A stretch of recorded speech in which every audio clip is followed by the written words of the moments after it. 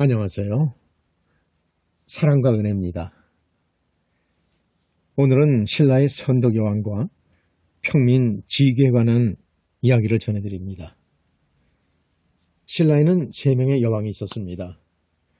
그중 선덕여왕은 신라 제27대 왕으로 우리에게 널리 알려진 훌륭한 여왕이었습니다. 선덕여왕은 신라 삼국통일의 기반을 닦은 왕이었습니다. 그런데 선덕여왕 즉위 4년째인 635년 경주에 홍윤사라는 절이 창건되고 여왕은 이 절에 행차하여 향을 피우곤 했습니다. 그런데 신라의 평민이었던 지귀는 선덕여왕의 아름다움을 사모하여 근심하였으므로 그 모습이 몹시 좋지 않았습니다. 여왕이 마침 이 절에 행차하려던 차에 그 소식을 듣고 지귀를 불렀습니다. 그런데 지귀는 절에 가서 탑 아래서 여왕의 어가 행차를 기다리다가 호련히 잠이 들었습니다. 그 모습을 본 여왕은 자신의 금팔찌를 떼어 지귀의 가슴에 조용히 얹어두고는 궁으로 돌아갔습니다.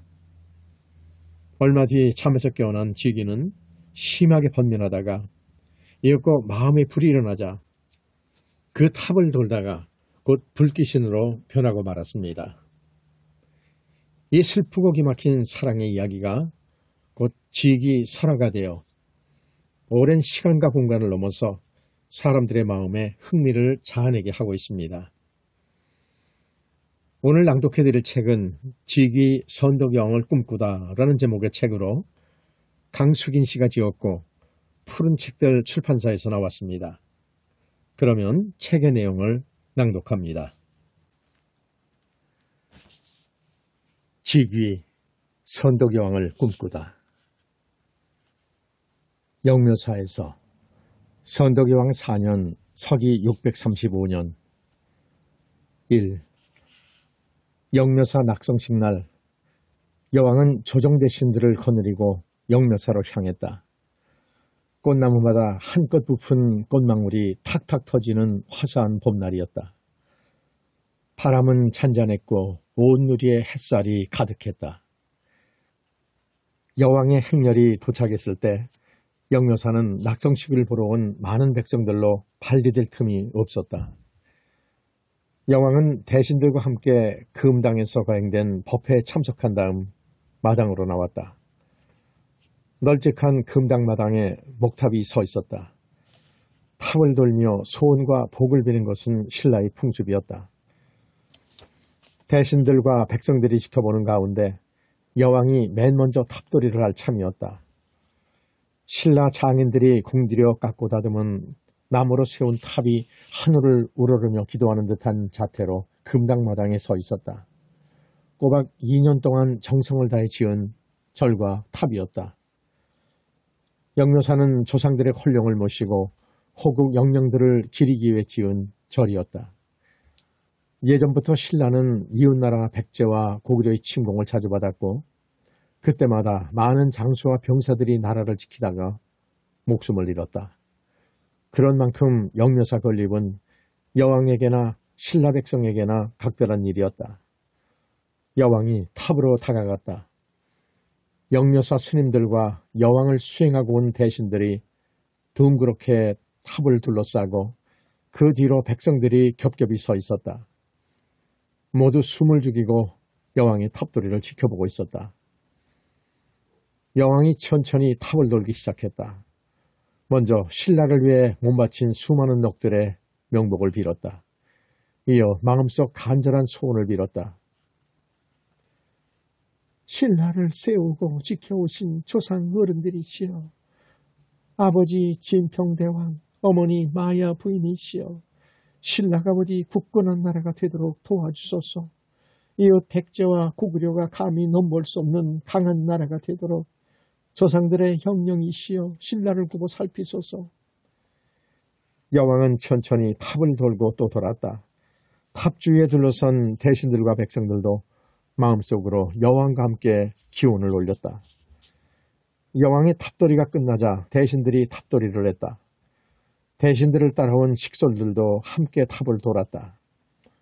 여왕은 탑에서 몇 발짝 물러나 대신들을 바라보았다. 모두 신라를 위하는 한 마음으로 여왕을 보필하는 믿음직한 신하들이었다. 그중 김유신과 조카 김춘추 그리고 춘추의 아들 범민이 유난히 눈에 띄었다. 저 아이가 벌써 저렇게 자랐구나. 여왕의 입가에 엷은 웃음이 어렸다. 문득 10년 전 공주 시절이 떠올랐다. 꼭 이맘때 무렵인 어느 늦은 봄날 공주는 조카 춘추와 함께 남산으로 놀러갔다. 멀리 민가에서 연기가 피어오르는 것을 보았다. 아직 저녁밥을 지을 때도 아닌데 대낮에 연기가 피어오르는 것이 이상해 공주는 시종에게 연유를 알아오게 했다. 시종이 알아온 바로는 그 연기는 김유신 장군의 집에서 피어오르는 것으로 김유신 장군이 혼인도 하지 않고 아이를 가진 누이 동생 문희를 태워 죽이겠다며 불을 피우고 있다고 했다. 사리 판단이 빠른 공주는 사정을 이내 알아차리고 춘추를 돌아보았다. 춘추는 자신보다 7살이나 많은 김유신과 절친한 것으로 지내며 그의 집에도 종종 놀러가곤 했다. 그러다 김유신의 누이 문희에게 마음이 끌렸을 것이고 서로 사랑했을 것이다. 그러나 춘추는 이미 6년 전 혼인하여 고타소란 딸까지 두고 있었다. 춘추는 아내와 딸 고타소를 무척 사랑했다. 그래서 문희와 이 일을 차마 아내에게 말하지 못한 것이리라. 게다가 김유신의 집안은 정통 진골이 아니었다. 신라는 엄격한 골품제의 나라였다. 집을 짓는 규모에서부터 입는 옷 색깔까지 골품에 따라 모든 것이 정해져 있었다. 가장 높은 골품은 대대로 임금을 내는 김씨 왕족으로 성골이었다. 그 다음 높은 골품이 진골로 대부분 왕가의 먼 핏줄들이었다. 조정의 높은 벼슬은 진골만이 할 수 있었다.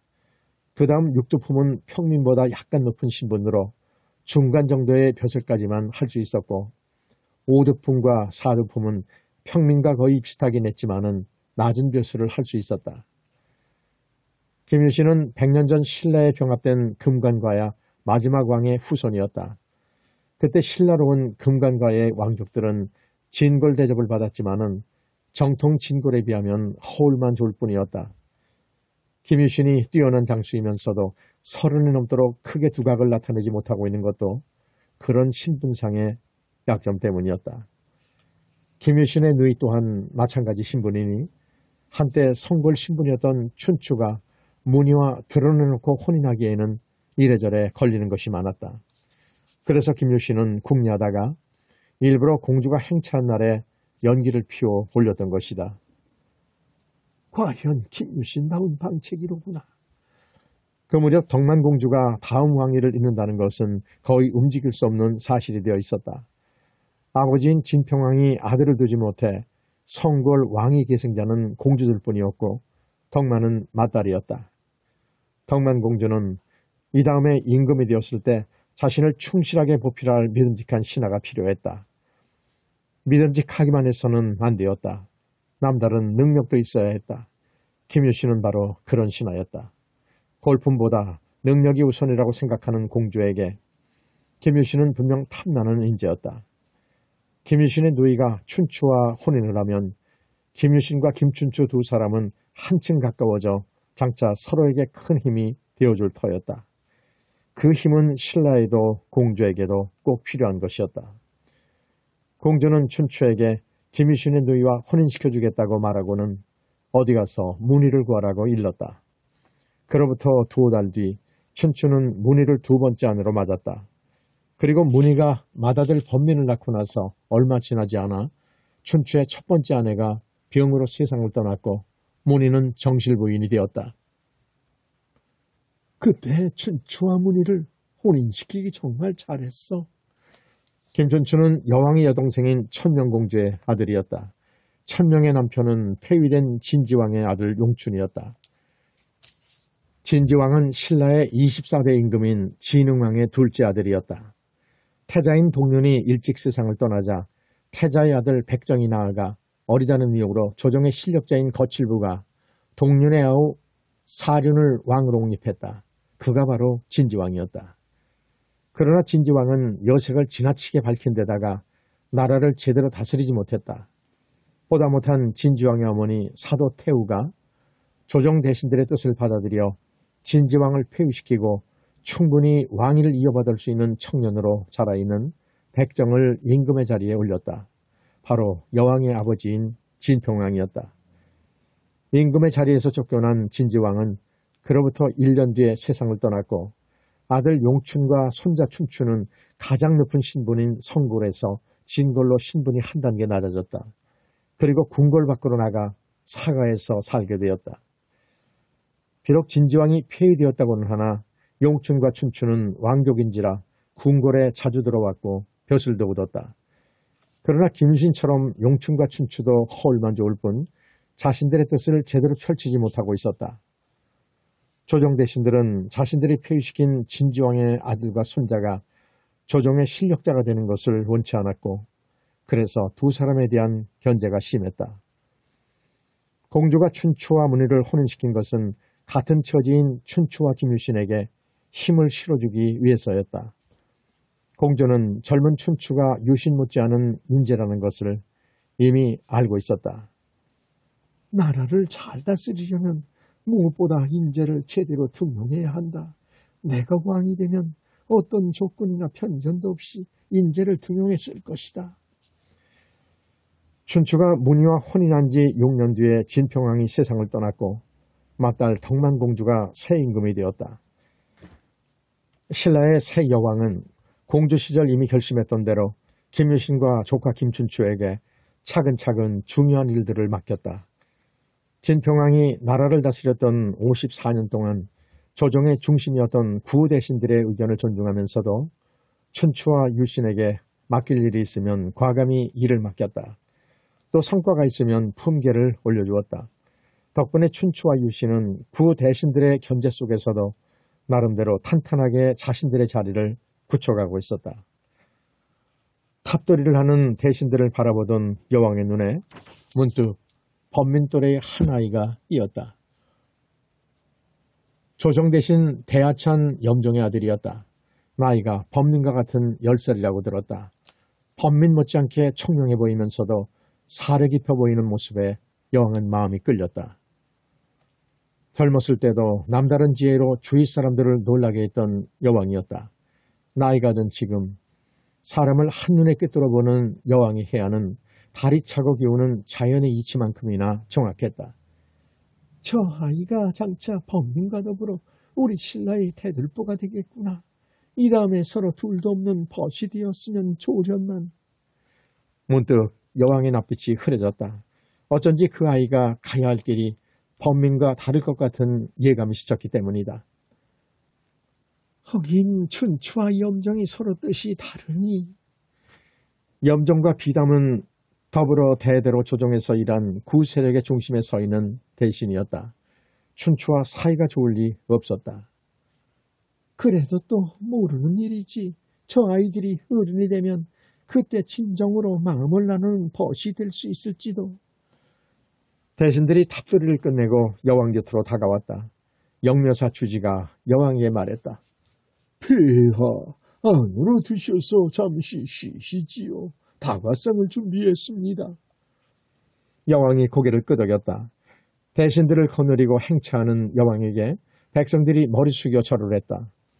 이었고 여왕의 행차가 사라지자 백성들이 탑돌이를 시작했다. 저마다 가슴속에 소원을 안고 정성스럽게 탑을 도는 백성들의 행렬은 끝도 없이 길게 이어졌다. 2. 낙성식이 끝난 뒤 여왕의 행차는 궁으로 돌아갔다. 대신들도 그 행차를 따라 궁으로 갔다. 대신들의 식구들도 대부분 집으로 돌아갔고 더러는 새로 지은 절을 둘러보고 차분히 참배도 드릴 겸 절에 남았다. 범민은 어머니와 누나 고타서와 함께 절에 남았다. 그 아이도 남았을까?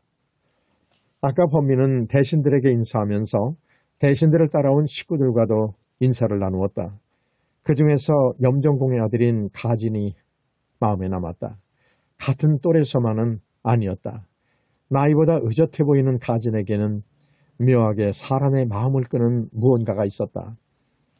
가진이라면 죽음까지도 함께 나누는 진짜 벗이 될 수 있을 것 같았다. 하지만 아버지가 염정공과 그리 친한 사이가 아니기에 자주 만날 일도 쉽게 벗이 될 수도 없을 터였다. 지금보다 나이가 더 든 다음에는 모르겠지만 주지 스님을 모시고 대신들 부인들과 담소를 나누기로 했단다.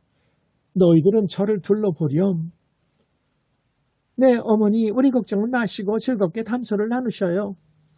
고타소가 씩씩하게 대답하고는 범민의 손을 잡아 끌었다. 저쪽에 연못이 있더라.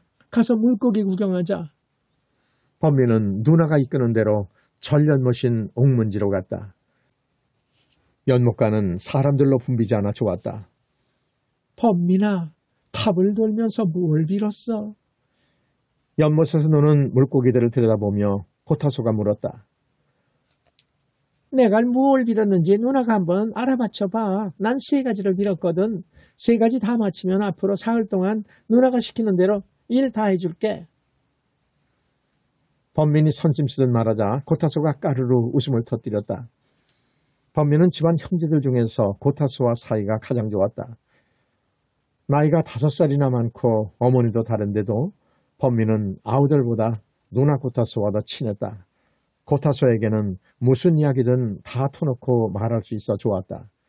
고타소도 새어머니가 낳은 여러 아우 중에서 맞이인 범민을 유난히 귀여워했다. 그래서 가끔은 집안 하인들이 고타소와 범민의 어머니가 같은 게 아닌가 착각을 하기도 했다. 호호, 좋아. 누나가 꼭 마칠 테니까 너도 약속 지키는 거다. 대장부 한마디는 천금보다 무거운 거 알아맞히긴 하셔요. 첫 번째로 신라의 안전과 폐하의 만수무강을 빌었을 테고, 맞아, 거기에다가 아버지와 어머니, 우리 식구들의 복을 빌었지. 그걸 함께 빌었다고? 난 그게 2번째인 줄 알았는데. 아무튼 2번째가 뭔지 얼른 말해봐. 2번째는 내가 이 다음에 화랑이 되어 나라를 위해 큰 일을 하게 해달라고 빌었을 테고. 화랑은 60년 전 진흥왕 때 인재를 기리기 위해 만든 제도이다. 화랑은 주로 15, 16세의 진골 자제들 중에서 뛰어난 인재들을 가려 뽑았는데 더러는 육두품에서도 화랑이 나오기도 했다. 화랑들은 학문이 높은 재상이나 무예가 뛰어난 장군들에게 가르침을 받았고 그 밑에 많은 평민 낭도들을 두었다. 범민의 아버지와 외숙 김유신 장군도 일찍이 화랑이 되었고 2분 다 최고 화랑인 풍월주를 지냈다. 다른 진골 자제들처럼 범민이 화랑이 되고 싶어하는 것은 당연한 일이었다. 범민이 방긋 웃으며 말했다. 2번째도 잘 맞췄네. 그렇지만 마지막은 못 맞힐걸. 사실은 내가 그걸 제일 열심히 빌었는데. 뭘까? 우리 범민이가 가장 바라는 일이? 고타서는 잠시 생각하다가 고개를 설레설레 세웠다. 아무래도 모르겠다. 말해봐. 내 동생이 뭘 그렇게 열심히 빌었는지 정말 궁금하거든. 누나가 늦게 시집가게 해달라고 빌었어. 고타서는 올가을에 진골 김품석과 정혼을 한다. 그리고 2년 뒤 고타소의 나이 17이 되면 혼례를 치른다. 앞으로 2년이 남긴 했지만은 범민은 누나가 너무 빨리 집을 떠난 것 같아서 싫었다. 시집을 가더라도 한참 있다 갔으면 싶었다. 사실 나도 시집은 그다지 가고 싶지 않아. 그 사람 나보다 나이도 훨씬 많고 마음에 들지도 않거든. 하지만 어떡하니? 부모님들끼리 오래전에 약속하신 일인걸. 아버지께 말씀드려봐. 20살이 넘어야 시집가겠다고. 내가 화랑이 되는 것 보고 가야 되잖아. 그게 내 마음대로 할 수 있는 일이면 얼마나 좋겠니? 시집을 가더라도 서러버려서 살 거니까 집에 자주 올 거야. 널 보러 자주자주 올 거라고. 고타소가 범민의 어깨를 감싸 안으며 다정하게 말했다. 범민이 시무룩한 얼굴로 다짐하듯 물었다. 정말 자주자주 올 거지? 고타소가 고개를 끄덕이며 범민의 입 양쪽을 2손가락으로 끌어올려 억지로 웃게 만들었다. 범민은 마지못해 피식 웃었다. 거봐, 웃으니까 얼굴이 환하잖아. 누나가 이 세상에서 가장 사랑하는 사람은 범민이 너야. 아버지 어머니도 그 다음이라고. 그리고 내가 시집가려면 아직 2해가 더 지나야 하잖아. 미리 마음 상해할 거 없어. 고타소가 범민의 손을 잡아끌며 계속 말했다. 우리 다시 한번 탑돌이 할까? 부처님께 간절히 빌면 어쩌면 내가 늦게 혼이 날지도 몰라. 내가 화랑이 될 때까지 앞으로 몇 년 동안만 연기해 달라고 빌자. 좋아 누나, 어서 가서 탑돌이 하자. 고타서와 범민은 사람들 사이를 헤치며 금당 쪽으로 부지런히 걸었다. 막 금당 쪽으로 들어가는 중문 가까이 이르렀을 때 범민은 중문에서 나오는 두 아이와 마주쳤다. 한 아이는 염정공의 아들인 가진이었고 뒤따라 오는 아이는 비담공의 딸인 설아였다. 비담공은 염정공과 절친한 조정 대신이었다. 가진이 먼저 범민을 알아보고 웃었다. 설아도 범민을 보고 고개를 까닥였다. 범민도 두 아이를 마주보며 웃고는 누나가 이끄는 대로 중문 안으로 들어갔다. 금당 안에는 아직도 많은 사람들이 탑돌이를 하고 있었다. 탑으로 나아가 사람들 틈에 섞이면서 범민은 생각했다. 그 아이도 나중에 화랑이 되겠지. 어쩌면 그땐 우린 좋은 벗이 될 거야. 꼭 그렇게 될 거야. 3.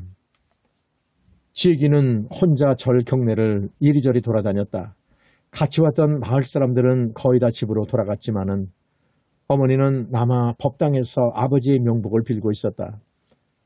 어머니는 요즘 들어 꿈에 자주 아버지가 보인다고 입버릇처럼 말하곤 했다. 아직 혼이 구천을 헤매는지 꿈에 본 아버지는 몹시 추워 보인다고 했다. 그래서 어머니는 저렇게 마음을 다해 아버지의 명복을 빌고 또 비는 것이리라. 지기는 아버지에 대한 기억이 별로 없다. 아버지에 대한 뚜렷한 기억을 갖기도 전에 아버지에게 국경 방비 순돈이 돌아왔기 때문이다. 국경 방비는 신라 남정네라면 젊었건 늙었건 누구나 한 번씩 순번에 따라 다녀야 하는 군역이었다. 아버지는 3년 뒤를 기약하며 백제와 국경이 맞닿아 있는 서쪽성으로 떠났다. 그리고 1년 뒤 백제군이 그 성을 공격했고 아버지는 목숨을 잃었다. 8년 전 지기가 2살 때의 일이다. 어렸을 때 일이라 지기는 아버지를 잃은 슬픔이 어떤 것인지 잘 알지 못했다. 그러나 요즘 지기는 아버지가 살아계셨으면 얼마나 좋을까 생각할 때가 많았다. 그랬다면 어머니도 훨씬 고생을 덜 할 테고 지기에게도 많은 의지가 되었을 터였다. 지기라는 별난 이름도 아버지의 뜻이었다고 들었다. 비록 평민이었지만 아버지는 지기가 이 다음에 나라에 큰 공을 세우는 훌륭한 사람이 되기를 바랐다. 그래서 지기가 태어났을 때 큰 절의 스님을 찾아가 이름을 지어달라고 부탁했다고 한다. 훌륭한 사람이 되려면 먼저 큰 뜻, 귀한 뜻을 품어야 하네. 그러니 이름을 지기로 짓게나. 뜻지에 귀할 귀, 허나 평민에게 귀할 귀자는 어울리지 않지. 이름에 어울리지 않는 자를 쓰면 동티가 나는 법이거든. 그러니 대신 귀신 기자를 쓰게. 뜻이 달라도 발음이 같으면 같은 뜻으로 쓰기도 하는 법이거든. 수복이나 먹새 같은 이름이 예사인 평민아이한테 지기라는 이름은 얻어입은 헐렁한 옷처럼 우스꽝스러웠지만 어머니한테 이름에 담긴 사연을 듣고 난 뒤부터 지기는 제 이름이 좋았다. 철없는 아이들이 이름을 두고 땅귀신이라고 놀려도 마음 쓰지 않았다. 지기를 땅귀신이라는 뜻으로 밖에 알지 못하는 아이들이 오히려 딱했다. 지기는 경내를 다 둘러보고는 절 뒤편 약수터로 갔다. 약수터는 사람이 없어 조용했다. 지기는 조롱박을 들고 바위 틈에서 졸졸 흘러나오는 약수를 받았다. 바가지 가득 물이 찼을 때 지기는 문득 인기척을 느끼고 고개를 들었다. 제 또래의 사내 아이가 앞에 서 있었다. 거친 삼비옷을 입은 지기와는 달리 그 아이는 비단 옷을 입고 있었다. 골품이 높은 대갓집 도령이 분명했다. 지기는 물을 마시려다 아이 앞으로 바가지를 내밀었다. 아이의 신분이 높아서 그랬던 건 결코 아니었다. 아이의 맑은 눈빛을 보는 순간 저도 모르게 그러한 것뿐이었다. 아이가 싱긋 웃으며 바가지를 받았다. 고마워. 이름이 뭐니? 아이가 물을 다 마신 다음 바가지를 도로 내밀면서 물었다. 지기. 지기는 바가지를 받으면서 말꼬리를 흐렸다. 제 또래이긴 하지만은 신분이 높은 아이였다. 지기입니다 라고 해야 하는 건지 지기야 라고 해도 되는지 분간이 가지 않았다. 아이가 지기의 마음을 눈치챈 듯 얼른 말했다. 그냥 편하게 말해도 돼. 골품제도는 어른들이 만들어 놓은 거잖아. 우린 그냥 따르는 것일 뿐이고 그러니까 우리끼리 있을 때는 서로 편하게 말해도 돼. 지기는 놀라 아이를 빤히 바라보았다. 비록 평민들이 사는 마을에서만 살았지만 골품이 높은 분들을 깍듯하게 대해야 한다는 것쯤은 지기도 알고 있었다. 아이라도 골품이 높으면 평민들을 내 집 하인처럼 부릴 수 있다고 막연하게 알고 있던 지기에게 아이의 흉물 없는 그 말은 뜻밖이었다. 아이의 어깨 위에 내려앉은 봄 하늘이 눈부셨다. 아이가 계속 말했다. 지기 좋은 이름이네. 귀한 뜻을 가지고 살라는 이름이겠지. 지기는 고개를 끄덕였다. 지기가 땅귀신인 줄만 알고 있는 마을 아이들과는 달리 아이는 이름을 듣는 순간 이름에 담긴 뜻을 알아차렸다. 지기는 자신의 이름이 뿌듯하고 자랑스러웠다. 내 이름은 가진이야. 아름다울까에 참진, 아름답고 참된 사람이 되라고 아버지가 지어주신 이름이야. 어쩜 내 이름하고도 통하는 이름인지도 몰라. 골품이 높건 낮건 자식이 훌륭한 사람이 되기를 바라는 아버지의 마음은 똑같다. 문득 지기는 가진을 처음 봤을 때 가졌던 거리감이 사라진 것을 느꼈다. 오라버니 거기서 뭐해? 해맑은 목소리였다. 가진이 뒤돌아봤다. 지기도 고개를 돌렸다. 저만치 앞에 비단 옷을 입은 여자아이가 서 있었다. 가름한 얼굴에 눈망울이 초롱초롱한 예쁜 여자아이였다. 아마도 그 아이는 가진의 누이 동생인 모양이라고 지기는 짐작했다. 물 마셨어? 설아야 너도 마실래? 여자아이가 고개를 저었다. 가진이 지기를 보며 웃었다. 그만 가야겠다. 물 고마웠어. 지기는 설아와 함께 저만치 걸어가는 가진을 바라보았다. 두 아이의 모습은 이내 보이지 않았다. 아름다울까? 참진, 가진. 그 아이에게 어울리는 이름이라는 생각이 들었다. 골품제도는 어른들이 만들어 놓은 거잖아. 우린 그냥 따르는 것일 뿐. 가진이 했던 말이 귓가에 맴돌았다.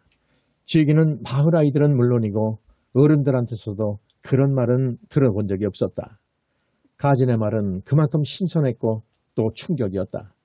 같은 또래이지만 가진과 벗이 된다면 많은 것을 배울 수 있을 것 같았다. 지기가 모르는 새로운 세상을 가진이 알려줄 것 같았다. 하지만 이제 그 아이를 다시 만날 수는 없겠지. 신분이 다르니까.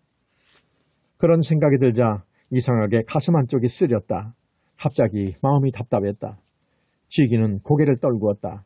손에 들린 바가지가 보였다. 가진이 건네준 바가지였다.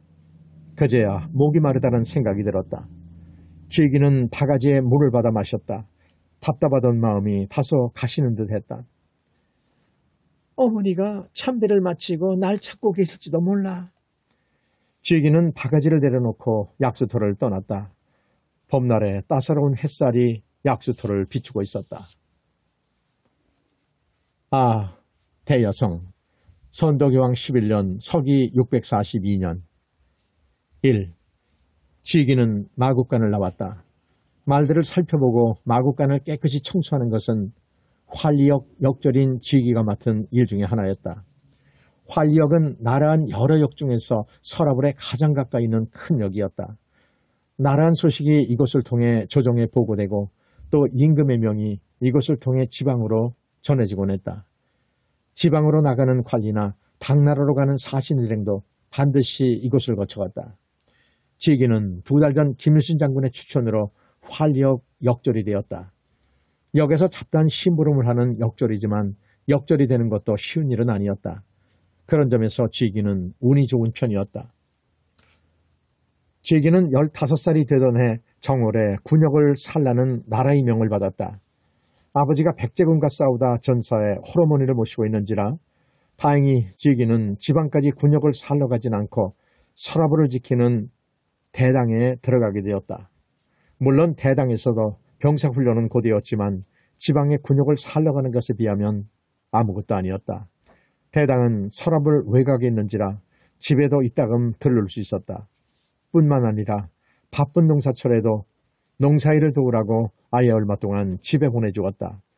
그래서 군욕을 살아야 하는 젊은이들은 대당에 들어가기를 원했지만 아무나 대당에 들어가는 혜택을 받는 것은 아니었다.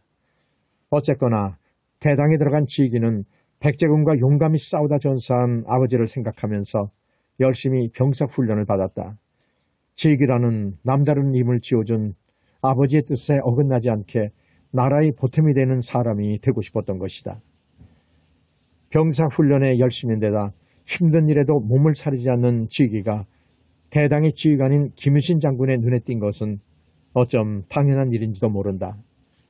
김유신 장군은 급한 일이나 중요한 심부름은 꼭 지기에게 시켰고 지기는 맡은 일을 한 번의 실수도 없이 잘했다. 이윽고 지기가 만 2년 6개월 만에 군역을 마치자 김유신 장군은 지기를 활력의 역절로 추천해 주었다. 지난 2달 동안 지기는 역절로서 맡은 일을 열심히 했고 활력 상관들에게도 인정을 받았다. 특히 역절들의 우두머리인 사지 광덕은 지기를 아들처럼 대했다. 광덕은 평민이나 다름없는 사두품으로 젊은 나이에 활력 역절로 들어와 오랜 세월 역에서 일한 사람이었다. 때문에 몇 년 만에 한 번씩 바뀌는 수장보다 더 대접을 받았고 조정의 사정에 대해서도 혼이 꿰고 있었다. 광덕 덕분에 지기는 조정과 나라 안에서 일어나는 여러 일들을 소상히 알게 되었다. 역절이 되기 전에는 전혀 알지 못했던 세상이 활력에는 있었다. 지기는 광덕의 처소가 있는 관사 쪽으로 발걸음을 옮겼다. 늦여름 오후의 햇살은 여전히 뜨거웠지만 불어오는 바람은 제법 시원했다. 그런데 활력의 분위기가 이상했다. 오가는 역절들의 표정이 여느 날과 다르게 굳어 있었다. 내가 마국간을 청소하는 사이에 전령이 와서 안 좋은 소식이라도 전한 걸까? 지기는 광덕의 처소로 들어갔다. 지기를 맞는 광덕의 표정 역시 몹시 어두웠다. 마국간 청소를 다 마쳤고 말들은 이상이 없습니다. 지기가 보고하자 광덕이 심각한 표정으로 지기를 보았다. 지금 마기건이 문제가 아니라 아까 서북쪽 국경에서 전령이 달려왔어. 백제 의자왕이 직접 군사를 거느리고 우리 신라로 쳐들어와 미우성을 함락시키고 40여 개 성을 강탈했다는구나. 우리 성을 40여 개나 빼앗겼다고요? 지기가 놀라 되물었다. 광덕이 고개를 끄덕였다. 지금쯤 조정이 발칵 뒤집혔을 게다. 오래동안 신라 고구려 백제가 땅을 뺏고 빼앗기는 싸움을 계속해왔다는 것을 지기도 광덕에게 들어 잘 알고 있었다. 전 왕인 진평왕이 다스렸던 54년 동안에도 12번이나 전쟁을 치렀는데 신라가 먼저 공격한 것은 3번뿐이었고 고구려가 1번, 나머지 8번은 모두 백제가 먼저 침공했던 것이다. 여왕이 즉위한 이후 지난 11년 동안에도 신라는 3번이나 이웃나라의 침공을 받았다. 백제가 먼저 2번 신라를 공격했는데 여왕직이 2년이 되던 해 서곡성을 함락시켰고 그로부터 3년 뒤에는 독산성을 공격하려는 백제군이 서랍을 가까이까지 숨어 들어오기도 했다. 다행히 그때는 여왕의 지혜로 백제군을 모두 물리칠 수 있었다. 그리고 4년 전에는 고구려가 칠중성에 침입했는데 알천 대장군이 고구려군을 크게 무찔러 성을 온전히 지켰다. 그 이후로 한동안 나라가 평온했는데 이제 백제가 대대적으로 다시 신라로 쳐들어온 것이다. 의자왕이 아주 작심을 한 모양이다. 옛날 성왕의 원한을 모조리 갚겠다고 말이야. 의자왕은 지난해 무왕의 뒤를 이어 백제의 임금이 되었다. 옛날 성왕의 원한이 무엇인지는 지기도 이미 광덕에서 들은 바 있다. 그것은 신라의 24대 임금인 진흥왕 시절에 시작된 일이었다. 80여 년 전 신라의 진흥왕은 백제와 동맹을 맺고 고구려를 공격해 아리수역의 땅을 빼앗았다. 그리고 동맹 때 약속한 대로 신라는 아리수 상류 지역을, 백제는 지난날 자신들의 땅이었던 하류 지역을 차지했다. 그로부터 2년 뒤 진흥왕은 아리수 하류 지역을 공격해 백제군을 몰아내고 아리수역을 모두 차지했다. 그것으로 그 지역의 풍부한 생산물과 백성들이 신라 몫이 되었고 신라는 나라를 크게 발전시킬 수가 있었다. 뿐만 아니라 그 지역의 당항성을 차지함으로써 서해를 거쳐 당나라와 직접 교류할 수 있는 바닷길을 열었다. 한편 아리수 역을 도로 빼앗긴 백제의 성왕은 격분하여 신라로 쳐들어왔다. 부여에서 서라불로 통하는 첫 관문인 관산성에서 신라군은 백제군을 맞아 큰 전투를 치렀다. 이 전투에서 성왕은 전사하고 백제군 3만 병사는 모두 죽는 참패를 당했다. 이 승리로 백제를 제압한 진흥왕은 뒤이어 가야의 여러 나라를 차례로 정복했고 가야의 땅이었던 황사나 일대는 모두 신라 땅이 되었다. 기름진 곡창지대며 해상무역의 중심지였던 가야 지역은 아리수 유역만큼이나 신라의 발전에 큰 보탬이 되었다. 나라의 힘이 커지자 진흥왕은 자신을 당나라 황제처럼 진이라 불렀으며 버풍왕에 이어 독자적인 연호를 사용했다. 또한 화랑제도를 만들어 인재를 기르는 데 힘썼다. 진흥왕은 이처럼 신라의 영토를 넓히고 나라를 크게 발전시켰지만은 그 대가로 신라는 고구려와 백제 공동의 적이 되었다. 고구려는 틈만 나면 북쪽 국경을 침범하여 지난날 자신들의 땅을 되찾으려 했고 백제는 관산성 전투에서 죽은 성왕의 원수를 갚는다며 수시로 신라를 공격했다. 그럼 우리 신라군이 곧 출정해야겠네요. 빼앗긴 성을 되찾아야 하잖아요. 백제군과 싸우다 전사한 아버지를 떠올리며 지기가 숨가쁘게 말했다. 지금 빼앗긴 성들이 문제가 아니다. 당항성이 위험하다는구나. 전령이 말하기를 백제군이 고구려와 손을 잡고 곧 당항성을 공격할 거라지 뭐냐. 당항성이요? 그래, 당항성. 지금 당항성을 지키는 군사들이 있기는 해도 정말 백제와 고구려군이 함께 쳐들어온다면 오래 버티지 못할 거다. 그렇게 되면 우리 신라는 당나라와 연락할 길이 끊어지고 고립무원의 처지가 돼 바람 앞에 촛불처럼 위태로워질 거야. 그럼 한시라도 빨리 당항성에 원군을 보내야 하잖아요. 폐하께서 곧 당항성에 원군을 보내시겠지. 아마 김유신 장군의 부대가 가지 않을까 싶구나. 김유신 장군을 생각하자 제기는 마음이 차분하게 가라앉았다. 광덕도 같은 생각인지 낯빛이 조금 밝아지는 듯 했다. 문득 광덕이 말했다. 너무 걱정하지 않아도 될 거다. 우리 폐하가 어떤 분이시냐? 꽃그림을 보시고 그 꽃에 향기가 있는지 없는지 척 알아맞혀지지. 어디 그뿐이냐? 6년 전에는 영년사 웅원지에서 개구리떼가 울어댄다는 보고를 들으시고 백제군이 여근곡에 매복해 있을 거란 사실을 예측하지 않으셨나? 덕분에 알천 장군과 필탄 장군이 여근곡으로 달려가 숨어있던 백제군들을 모조리 첩을 쓸 수 있었지. 이번에도 폐하께서 분명 묘소를 생각해내실 거다. 광덕의 말은 확신에 차 있었다. 도련님, 아버님께서 부르십니다. 바깥에서 하인이 말했다. 가지는 읽던 책을 덮고 방 밖으로 나갔다. 아버지는 어디 계시느냐? 별채에 계십니다. 가지는 마당을 가로질러 별채 쪽으로 걸었다. 밤바람이 제법 신선했다. 타는 듯 뜨거웠던 여름이 엊그제 같은데 어느새 가을이 성큼 다가와 있었다. 가지는 별채 방으로 들어갔다. 아버지가 다정한 눈빛으로 가진을 맞았다.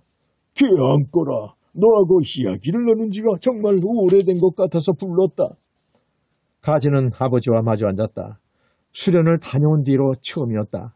이렇게 아버지와 마주 앉은 것은 가진은 지난 2달 동안 화랑 수련을 다녀왔다. 2년 전 15살 때 화랑이 된 뒤로 서라벨에서 가까운 산과 들판은 여러 번 다녔지만은 나란 곳곳을 둘러본 것은 이번이 처음이었다. 수련대회에서 느낀 것이 많았고 그만큼 아버지에게 하고 싶은 말도 많았다. 그러나 가진이 돌아오던 날 백제 40여 개 성을 빼앗겼다는 참담한 소식이 날아들었다. 백제가 뒤이어 당항성을 공격할 것이라 해 여왕은 김유신 장군의 부대를 당항성으로 보내고 한편으로는 당나라의 사신을 보내기도 했다. 여왕은 아버지에게 사신의 임무를 맡겼다. 우리가 당나라에 간다고 해서 당나라 임금이 즉시 군사를 내어주지는 않을 것이다. 다만 지금 서라벌에도 분명 백제의 간자가 들어와 있을 것인즉 우리가 당나라에 사신을 보냈다는 사실을 알면 의자왕도 쉽사리 당항성을 공격하지는 못할 것이라 판단했기 때문에 내가 당나라로 가는 것이다. 아버지가 가진에게 들려준 말이었다. 우리가 당나라에 간다고 해서 당나라 임금이 즉시 군사를 내어주지는 않을 것이다. 다만 지금 서라볼에도 분명 백제의 간자가 들어와 있을 것인즉 우리가 당나라에 사신을 보냈다는 사실을 알면 의자왕도 쉽사리 당항성을 공격하지는 못할 것이라 판단했기 때문에 내가 당나라로 가는 것이다. 아버지가 가진에게 들려준 말이었다. 갑작스럽게 당나라에 사신으로 가게 된 아버지는 그 준비로 바빴다. 아버지는 매일 아침 입골에 밤늦게 퇴근했기 때문에 가진은 아버지와 차분하게 이야기를 나눌 틈이 없었다. 그래서 당나라에서 돌아오신 다음에나 아버지에게 이런저런 이야기를 할 수 있으리라 기대했는데 아버지는 이 밤에 가진을 부른 것이다. 가진은 기뻤다. 그래, 수련은 잘하고 왔느냐? 예, 아버지, 정말 좋은 경험이었습니다. 내 나라의 산천이 얼마나 아름다운지 새삼 깨달았습니다. 그리고 우리 젊은 화랑들과 낭도들이 내 나라를 잘 지켜야 한다는 것도요. 가진은 아버지에게 스승과 낭도들과 더불어 나라 곳곳을 다닌 일을 자세히 들려주었다. 산 좋고 물 맑은 곳에서 무에 수련을 하고 사람의 도리에 대해 스승의 가르침을 들은 일, 노래와 춤을 배우고 놀이 시간에 한마음이 되어 노래하고 춤추며 놀았던 일, 밤이면 들판에서 야영을 하고 별들이 쏟아질 듯한 밤하늘을 올려다보며 낭도들과 앞날의 꿈을 이야기했던 일. 중학에서 수련할 때는 산 위에 있는 바위굴에도 가보았습니다. 김유신 장군이 삼한 통일을 하늘에 맹세했다는 그 바위굴 말이냐? 예. 가진이 고개를 끄덕였다. 김유신은 가진처럼 15살의 화랑이 되었다. 그는 백제와 고구려가 신라를 잇따라 침범하는 것에 분노하고 가슴 아파하면서 나라를 위해 반드시 삼한 통일을 이루겠다고 다짐했다. 그리고 중학 바위굴에 들어가 몸을 깨끗이 씻고 며칠 동안 하늘에 간절히 기도를 드렸다. 자신의 맹세를 꼭 이루게 해달라는 기도였다. 그때 김유신의 나이 17, 지금의 가진과 같은 나이였다. 김유신이 기원했다는 바위굴에 들어가 봤을 때 감회가 남달랐던 것도 그 때문이었을 것이다.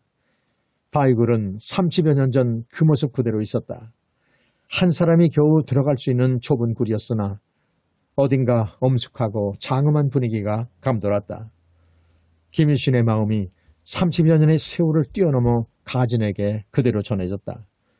그때처럼 신라는 여전히 백제와 고구려의 침략에 시달리고 있었고 가진은 나라를 위해 목숨까지도 기꺼이 바쳐야 하는 화랑이었다.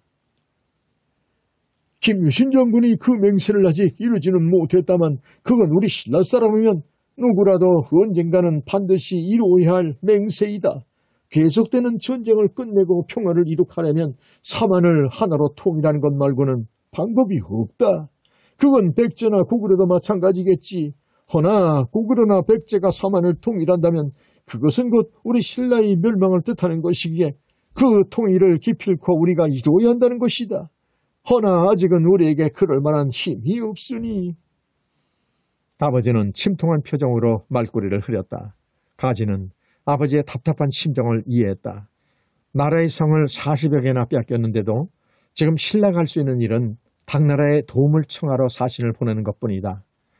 가진은 제 가슴에도 큰 돌덩이 하나가 얹힌 듯한 느낌이 들었다. 문득 가진의 눈앞으로 뭔가가 날아들었다. 그것이 무엇인지 살피기도 전에 조는 듯 가물거리던 촛불이 화들짝 부풀어 오르면서 불꽃이 확 피어올랐다. 가진의 눈이 휘둥그레졌다. 어느새 들어왔는지 나방 한 마리가 촛불에 몸을 던진 것이다. 가진이 미쳐 손을 써볼 사이도 없이 나방의 작은 몸은 불꽃에 휩싸여 순식간에 타올랐다. 가진은 저도 모르게 부르르 몸을 떨었다. 나방이 가엾다는 생각이 채 들기도 전에 찬란하게 타오르는 불꽃의 아름다움이 먼저 가진의 마음을 빼앗았다. 뒤이어 나방이 가엾다는 생각이 들었을 때는 이미 나방은 재가 되어 사라지고 없었다. 불꽃이 다시 평온해졌다. 가진은 푹 큰 숨을 내쉬었다. 불꽃이 크게 한번 휘청거렸다. 거여 녀석이로구나. 저 죽을 줄 모르고 불에 뛰어들다니. 아버지가 탄식하듯 말했다. 나방이 가엾기는 했지만 가진은 그것이 다는 아니라는 생각이 들었다. 가엾음 이전에 불꽃이 되는 아름다움이 있기에 나방은 스스로 불길 속에 몸을 던진 것은 아닐까. 어쩌면 찬란하게 타오르는 불꽃은 나방의 오랜 꿈이었는지도 모른다는 엉뚱한 생각마저 들었다.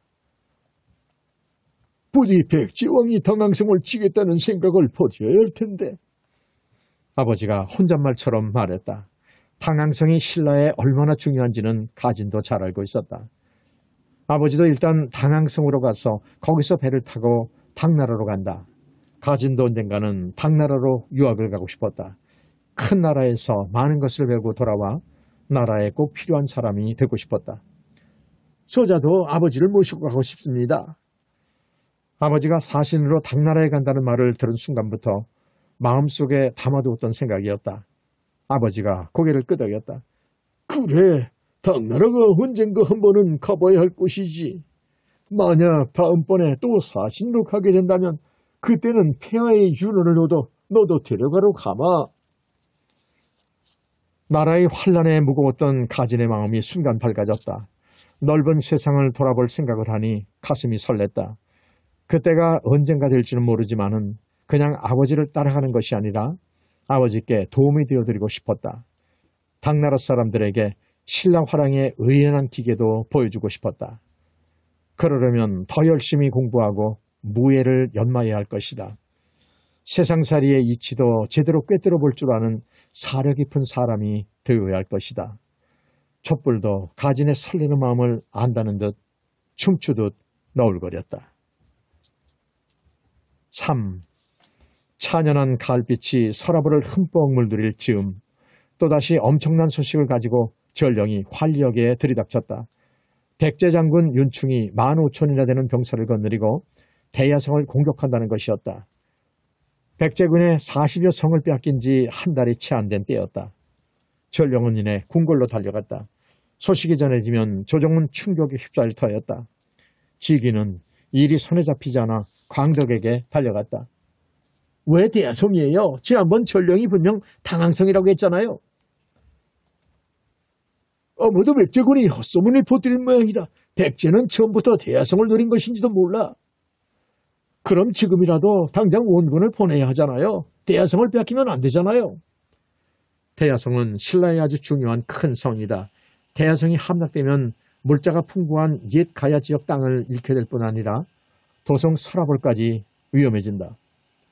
지금 당장은 원군을 보내기가 어려울 거다. 너도 알다시피 김유신 장군은 당항성에 가 있고 서라벌에는 알천 장군의 부대가 있을 뿐이거든. 대야성이 아무리 위급해도 도성을 지키는 군사들을 보낼 수는 없지. 원군을 보내더라도 당나라에 간 사신이 돌아온 다음 당항성이 안전하다 싶으면 아마도 그때 김유신 장군의 부대를 보낼 게다. 그때까지 대야성이 잘 버텨주어야 할 텐데. 대야성의 군사는 3,000이라고 하던데요. 3,000으로 15,000의 백제 군사를 당할 수 있을까요? 대야성은 군량이 넉넉하니 성문을 굳게 잠그고 농성하면 오래 버틸 수 있을 거다. 부디 잘 버텨주기를 빌어야지. 지기도 사지 광덕과 같은 마음이었다. 원군이 갈 때까지 대야성이 버텨주는 것 말고는 달리 방법이 없는 듯 했다. 그러나 사흘 뒤 대야성이 함락되었다는 마른 하늘의 날벼락 같은 소식이 또다시 서라벌로 날아들었다. 군량 창고에 불이 나 민심이 흉흉해져 더는 버틸 수 없었다는 것이다. 대야성 성주 품석이 처자를 데리고 성 밖으로 나가 항복했는데 연충이 모조리 죽였다고 했다. 연충은 성주와 성주 부인의 목을 베어 백제의 도성으로 보냈다고 했다. 백제군은 성 안으로 들어와 약탈하고 불을 지르고 부녀자를 욕보이는 등 대야성의 참상이야말로 형언하기 어려운 지경이라는 것이다. 사지 광덕은 그 소식에 충격을 받은 듯 나무 아래 넋을 놓고 앉아 있었다. 제기는 광덕에게 다가갔다. 아재, 여기서 뭐하고 계세요? 수장께서 찾으세요.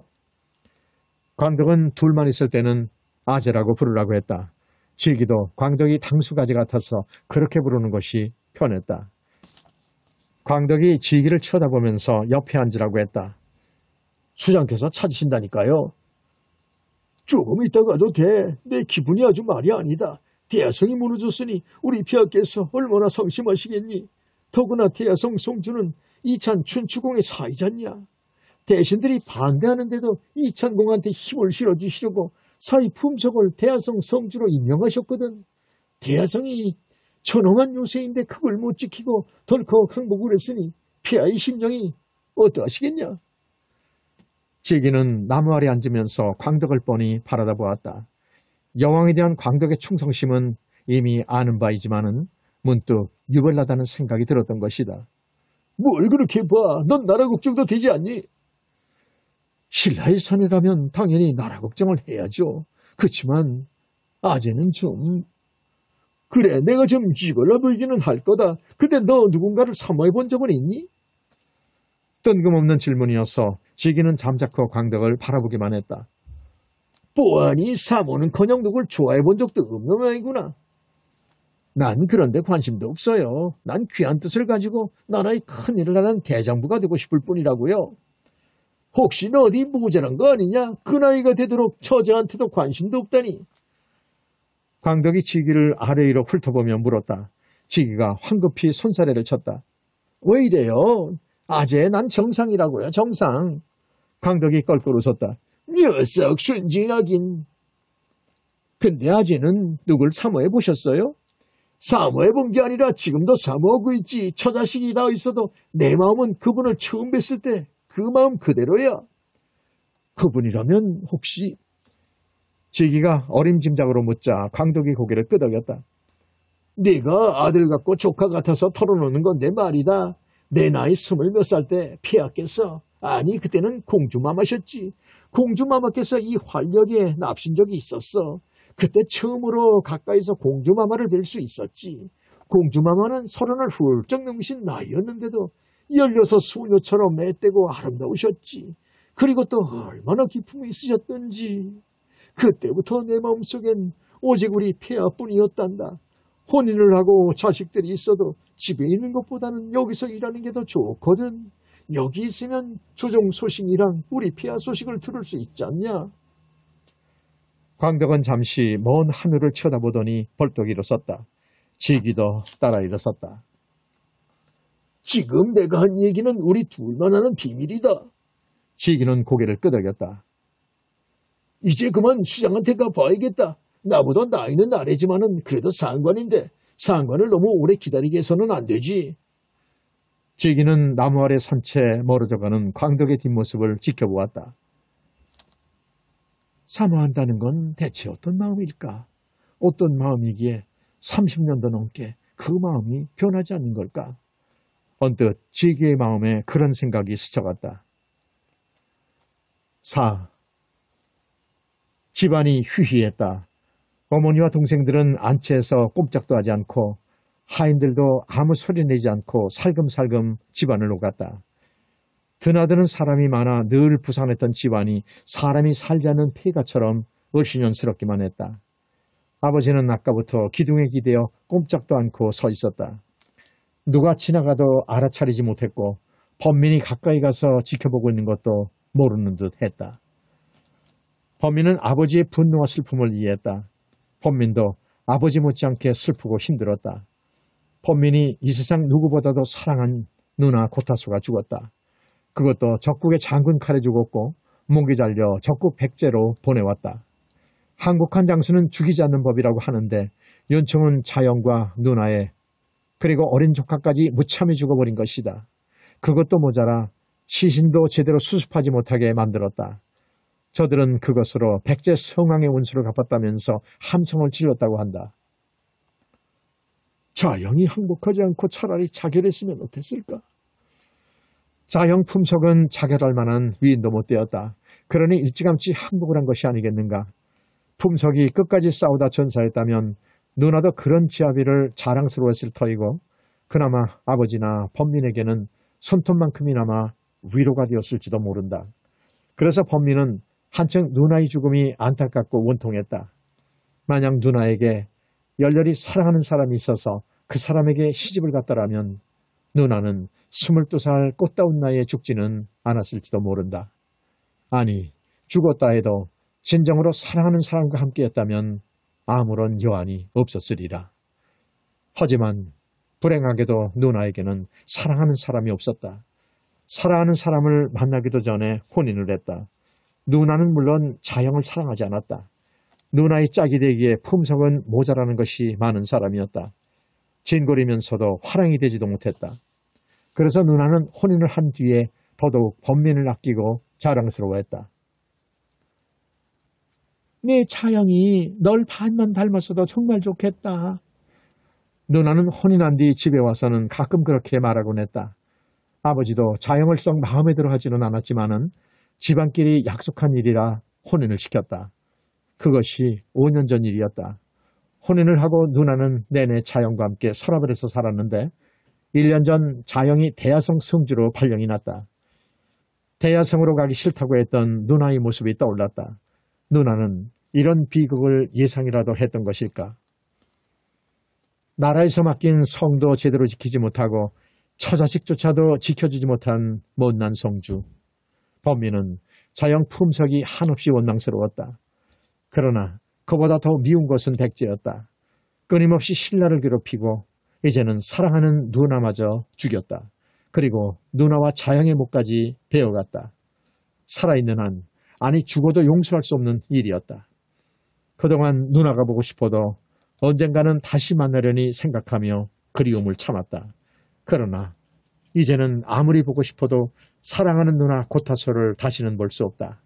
범민에게 남은 것은 평생 지니고 가야 할 가슴 아픈 그리움뿐이다. 범민의 눈에 눈물이 고였다. 가슴이 에일 듯 아파왔다.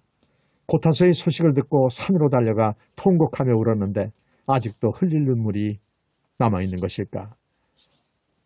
대장부가 어찌 백제를 집어삼키지 못할 소냐? 아버지가 나지막히 신음하듯 내뱉었다. 아버지의 그 말에 대답이라도 하듯 범민의 눈에서 눈물이 펑펑 쏟아졌다. 범민은 눈물을 씻으며 이를 악물었다. 그리고 하늘 쳐다보며 맹세했다. 언젠가는 반드시 백제를 쳐서 누나의 원수를 갚겠습니다. 반드시. 저녁 하루의 정무를 끝내고 편히 쉴 시간이었다. 하지만 여왕은 탁자 앞에 앉아 아까 어전회의 때 매듭지지 못한 문제를 내내 생각하며 고심하고 있었다. 어전회의 때 춘추가 고구려의 군사를 청하러 가겠다고 주청했다. 대야성이 함락되고 사위와 딸이 죽고 게다가 사위가 성을 제대로 지키지 못한 탓에 그 책임 문제로 구우 대신들의 공격을 받고 있는 춘추였다. 춘추는 고구려 왕과 단판을 짓겠다고 했다. 고구려와 신라가 동맹을 맺어 두 나라 사이의 전쟁을 끝내고 같이 백제를 치면 고구려도 신라도 강해지고 함께 힘을 합쳐 당나라에 맞설 수도 있을 것이라고 설득할 것이라고 했다. 비담을 이슈한 구우 대신들이 지금 고구려 나라한 정세가 좋지 않아 위험하다며 반대하고 나섰다. 그 즈음 고구려에서는 연개소문이 임금을 시해하고 임금의 아우인 장을 새 임금으로 세운 뒤 스스로 막리지가 되어 막강한 권력을 휘두르고 있었다. 만일 사신으로 갔다가 도리어 볼모로 잡히기라도 한다면 어찌할 것입니까? 그리 되면 우리 신라는 춘추공을 구하기 위해 대야성보다 더 큰 것을 이룰 수도 있사옵니다. 비담의 주장에 춘추가 반박하고 나섰다. 고구려가 전쟁을 거부하지 않고서야 어찌 이웃나라 사신을 해친단 말입니까? 우리에게는 김유신 장군이 있고 고구려 또한 나라한 정세가 복잡한지라 그런 무리수는 두지 않을 것이옵니다. 신을 고구려에 보내주시옵소서. 춘추와 비담이 설전이 계속되었고 결국 여왕은 한 번 더 심사숙고한 다음에 결정을 내리겠다면서 회의를 끝마쳤던 것이다. 춘추를 고구려에 보내야 하나 말아야 하나. 여왕은 오른손 검지로 탁자를 톡톡 두드렸다. 백제의 거침없는 공격을 받고 있는 신라로서는 이웃나라의 힘이 절실히 필요했다. 어떻게든 대야성을 되찾고 하늘을 찌를 듯한 백제의 기세를 꺾어야 했다. 그렇지 않으면 백제는 계속 신라로 쳐들어올 터였다. 사실 여왕도 당나라보다는 고구려와 손을 잡는 것이 여러모로 더 낫다고 판단하고 있었다. 고구려와 손을 잡으면 백제를 충분히 견제할 수 있고 그 동맹이 깨어지지 않는 한 평화도 보장된다.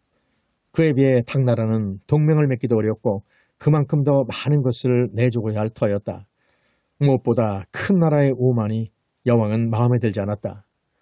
처음 임금의 자리에 올랐을 때 당 임금은 향기 없는 모란꽃 그림과 씨앗을 보내 여왕을 은근히 조롱했다. 혼이 나지 않아 혼자인 여왕을 향기 없는 꽃에 빗댄 것이다. 여왕은 그 조롱을 의연히 받아넘겼지만 속으로는 이를 악물었다. 이게 다 작고 약한 나라가 겪어야 하는 소름이다.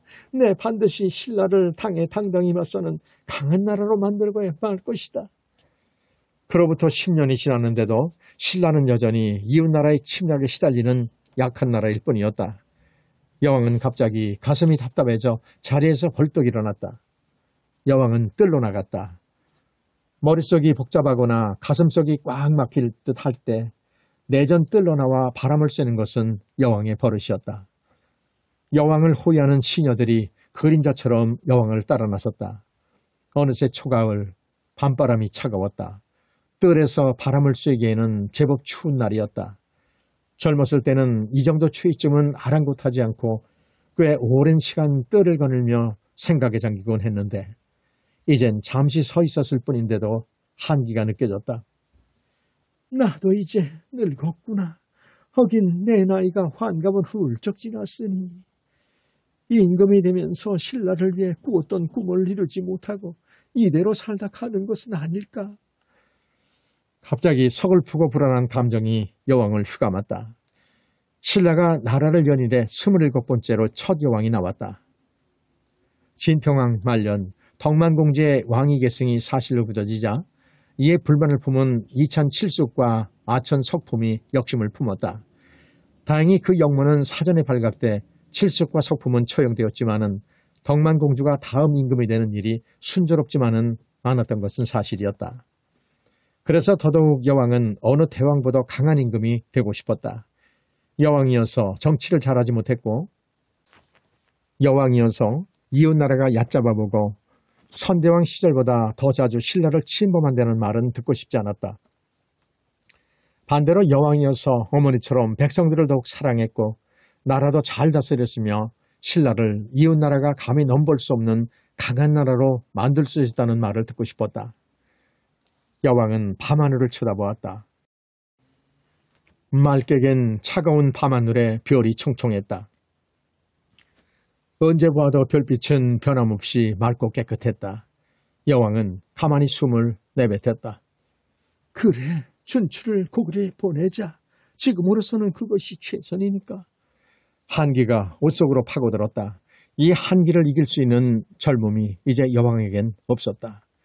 여왕은 시녀들을 돌아보며 부드럽게 말했다. 밤바람이 차구나. 그만 들어가야겠다. 6. 활력에 말을 탄 전령이 도착했다. 전령은 말에서 풀쩍 뛰어내려 활력 수장의 처소로 달려갔다. 또 무슨 소식일까? 지난 여름부터 이곳 활력에서 즐기는 여러 소식을 들었다.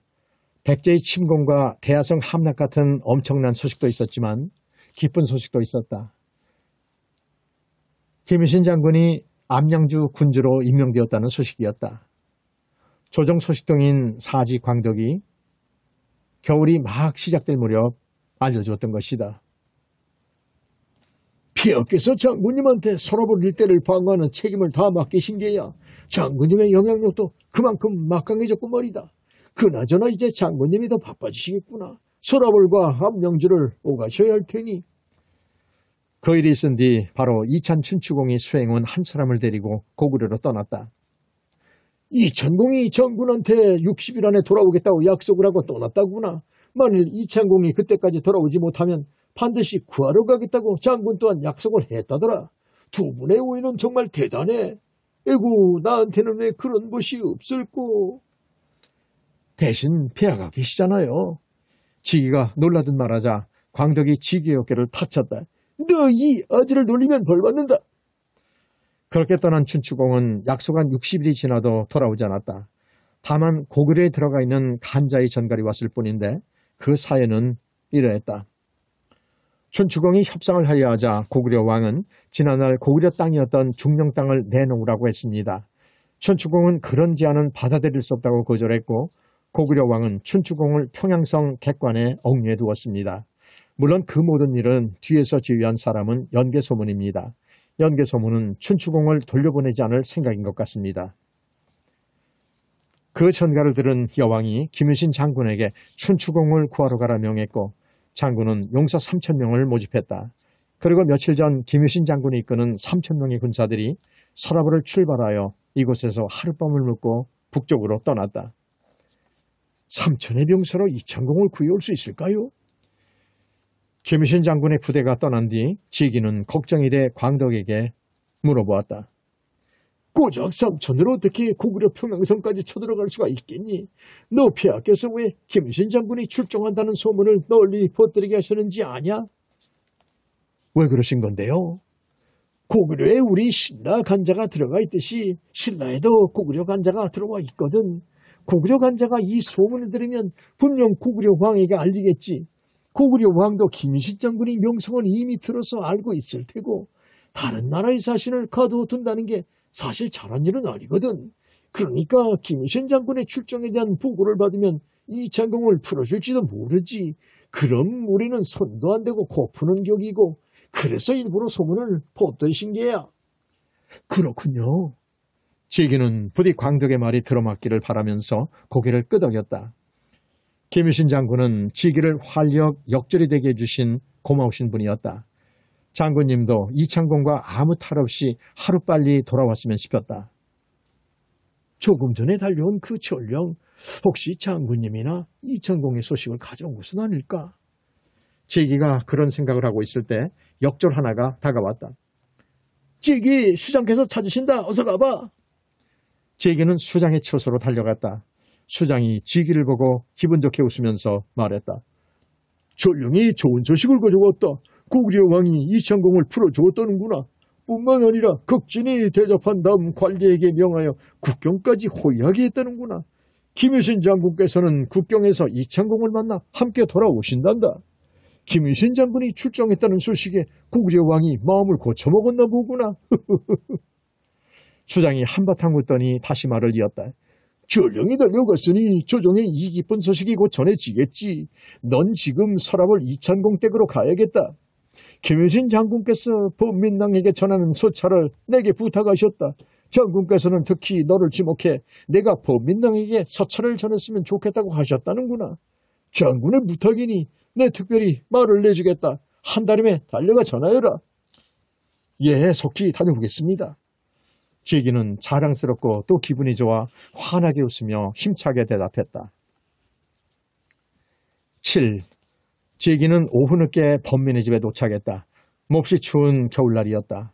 따뜻한 남쪽 서라벌에 오랜만에 찾아온 맹추위에 지기의 두 뺨이 빨개져 있었다. 김유신 장군님의 서찰 가지고 왔어요. 범민당에게 전하라고 하셔서. 지기는 대문 앞에서 하인에게 말했다. 하인은 잠시 기다리라고 하더니 안으로 들어갔다 나오면서 다시 말했다. 도련님이 널 데려오라신다. 지기는 하인을 따라 범민의 처소로 갔다. 범민은 따뜻한 방 탁자 앞에 앉아 있었다. 바깥에는 아직 오후의 햇살이 남아 있었지만 방 안은 어둑했고 촛불이 가냘프게 실내를 밝히고 있었다. 어둑한 방 안 탓인지 범민의 얼굴도 그늘져 보였다. 아마도 아버지에 대한 걱정 때문일 것이라고 지기는 짐작했다.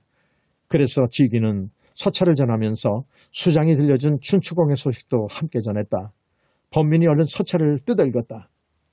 읽고 서찰을 다 읽고 탁자에 내려놓으면서 범민이 지기를 바라보았다. 지기도 범민을 마주보았다. 너울거리는 불빛에 비친 범민의 잘생긴 얼굴이 한결 부드럽고 밝아져 있었다. 서찰을 전해줘서 고맙네. 이름이 뭔가? 지기입니다. 지기는 깍듯하게 대답했다. 나이는 또래였지만 범민은 골품 높은 진골이었다.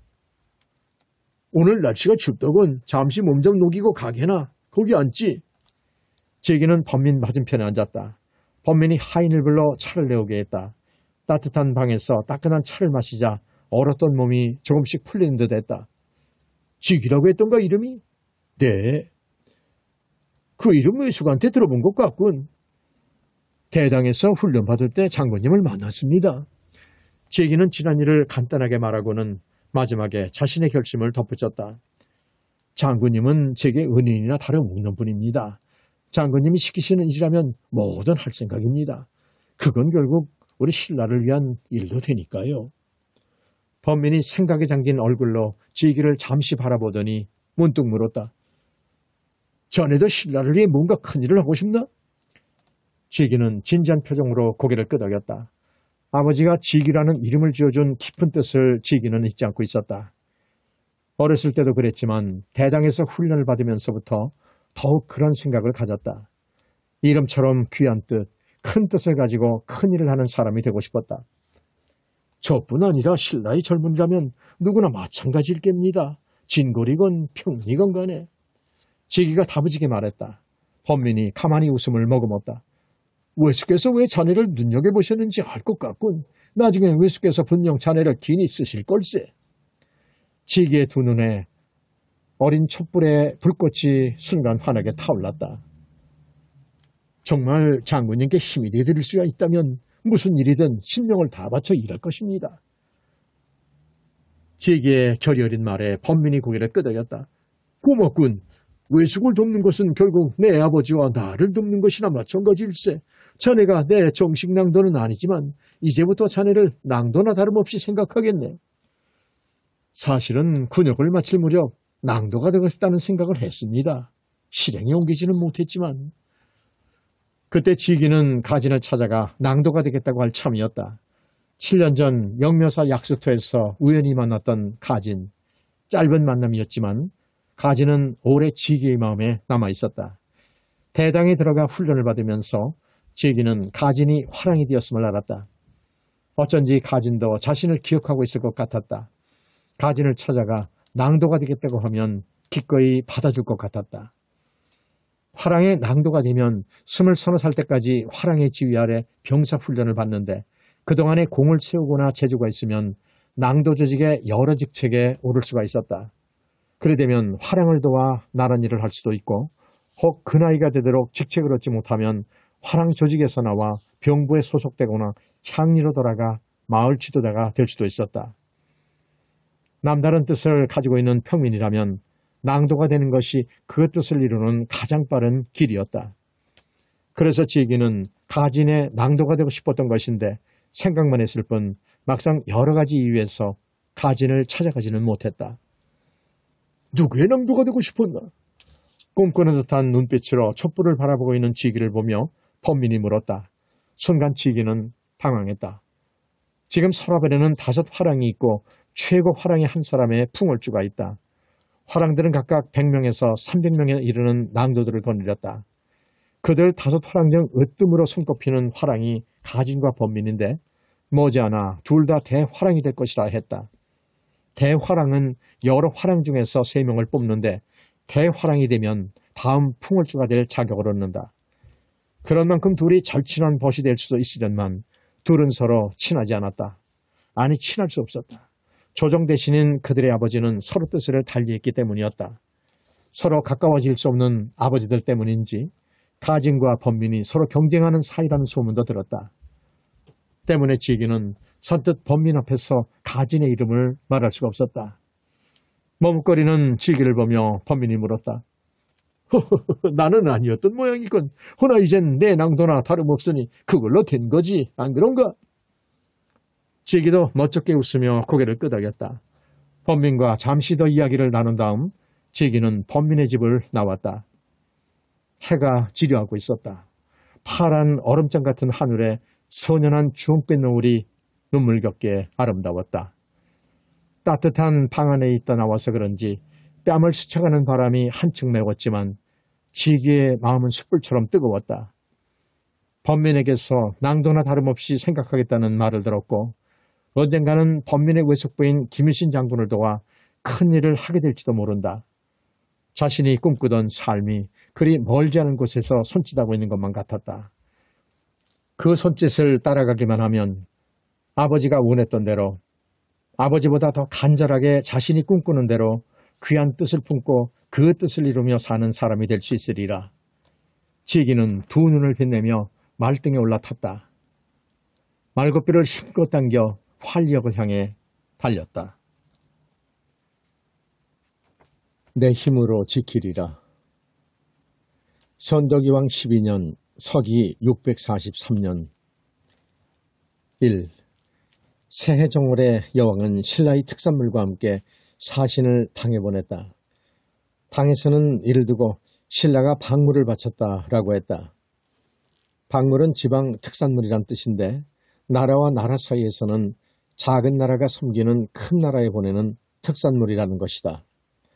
또 특산물이 아닌 여느 예물을 보낼 때 조공이라고 하였다. 당에서는 박물이나 조공이란 표현을 썼지만 신라에서는 그냥 선물을 보낸다고만 했다. 박물이건 조공이건 신라로서는 작은 나라가 외교 관계를 부드럽게 하기 위해 큰 나라에 보내는 선물일 뿐이었다. 아버지 진평대왕 때도 선물을 자주 보내곤 했지만 여왕은 즉위한 뒤로 40만 보냈었다. 그러다 지난해 봄에 처음 선물을 보냈고 올해가 두 번째였다. 하지만 이제는 해마다 봄에 거르지 않고 선물을 보내야 할지도 몰랐다. 지난 겨울 춘추가 고구려와의 협상에 실패한 뒤로 이제 신라가 의지할 것은 당나라뿐이기 때문이었다. 여왕은 사신을 보내면서 당 임금에게 보내는 국서도 함께 보냈다. 당나라의 유학가 있는 자장의 귀국을 청하는 국서였다.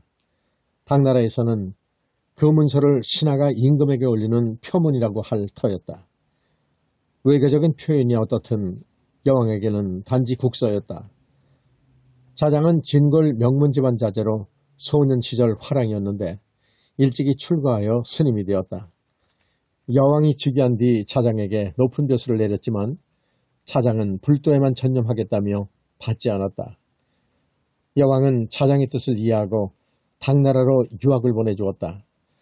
당나라 임금이 다른 나라 인재들이 유학 오는 것을 장려하는 데다가 여왕 또한 신라를 위해 많은 인재들이 당나라로 유학 가는 것을 장려하고 있었기 때문이다.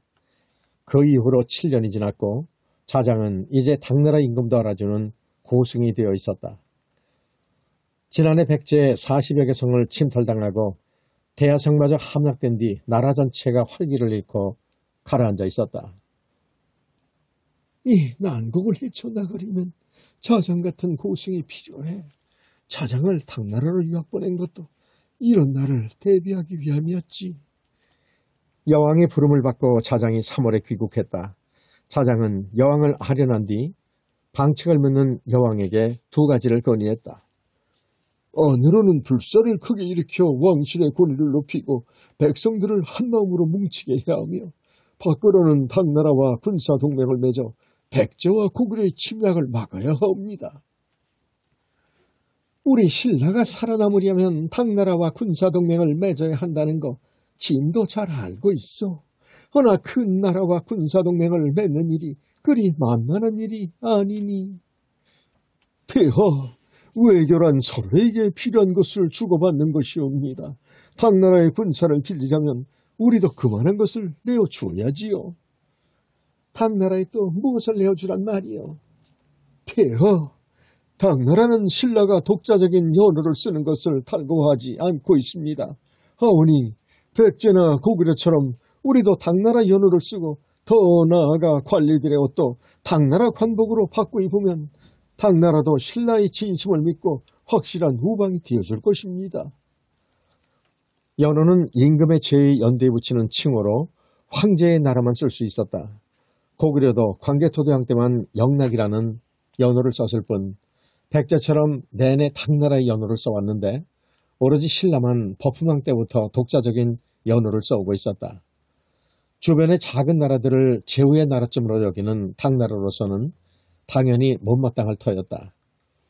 여왕은 입술을 깨물며 생각에 잠겼다. 잠시 침묵 뒤에 자장이 다시 간곡하게 말했다. 나라의 존망이 걸린 일이옵니다, 폐하. 연호나 관복은 어찌 보면 형식일 뿐인데 그 형식을 고집하다 알맹이를 잃는 일이 있어서는 아니 될 것이옵니다. 마침내 여왕이 고개를 저었다. 우리의 연호를 버리고 당나라 연호를 사용하는 일이며 관리들이 당의 관복을 입는 일은 진이 혼자 결정한 일이 아니요.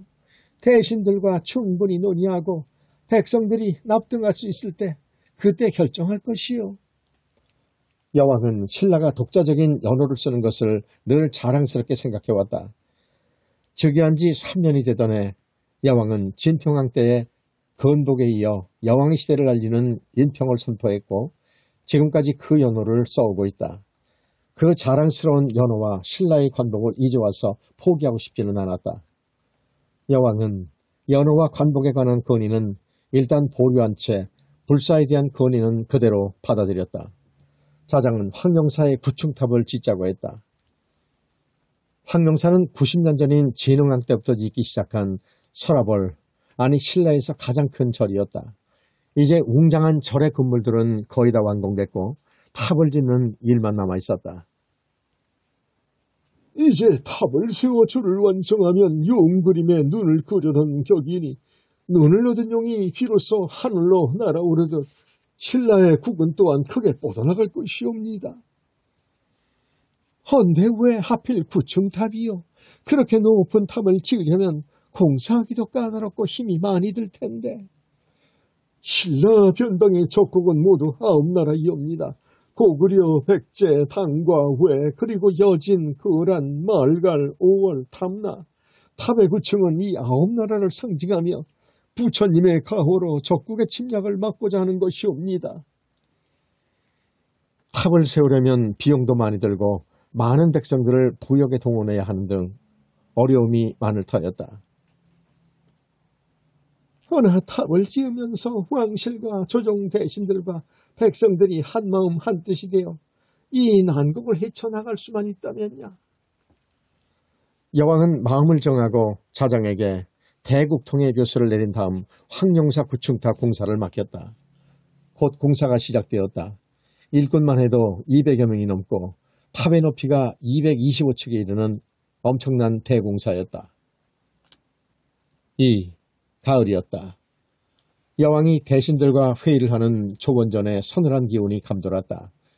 시종들이 조원전을 따뜻하게 데워놓았는데 그럼에도 서늘함을 느끼는 것은 날씨 탓만은 아닐 터였다.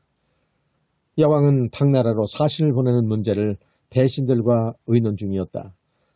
고구려와의談판에 실패했으니 이제 당나라 임금에게 군사를 청하는 수밖에 없었다. 폐하, 신이 당나라로 가겠사옵니다. 당나라 임금에게 청하여 반드시 군사동맹을 맺고 돌아오겠나이다. 춘추의 말이 끝나기가 무섭게 비담이 입을 열었다. 춘추공은 지난 겨울에도 고구려에 가서 반드시 군사동맹을 맺고 오겠다고 장담하지 않았던가? 춘추가 반박하려는데 여왕이 먼저 말했다.